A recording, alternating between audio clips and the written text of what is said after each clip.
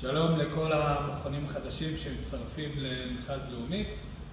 רז מדין דיאגנוסטיקה, אנחנו פה סדנה לייצוג מדרסים בהתאמה אישית. לפני שנתחיל את התהליך, אני רוצה להראות לכם דוגמה של בעצם איך נקבל את המתבעים, שאצלכם יבואו המבוטחים למדוד בעצם, לתת מידות למדרסים. אז לשם התחלה אתם תקבלו מאיתנו תפסים ומדבקות פר מבוטח.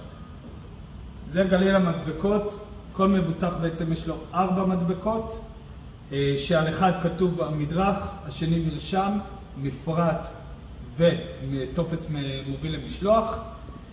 זה הטופס מוביל למשלוח,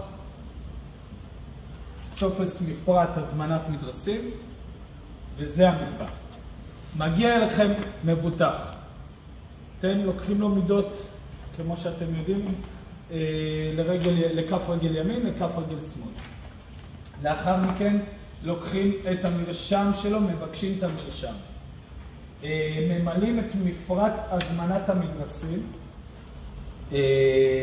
כמו שניתן לראות, יש פה את הגורם המופנה, לאומית או מכבי, או כל גורם אחר. כתבנו גם במייל הנחיות של איך למלא.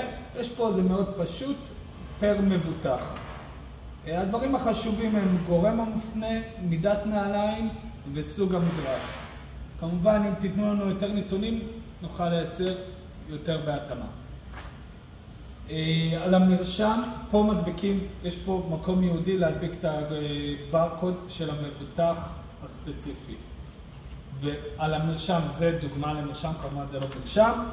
גם על המרשם עצמו של לאומית, בבקשה להדביק מדבקת ברקוד, ועל הטופס מוביל למשלוח במקום הייעודי להדביק מדבקת ברקוד.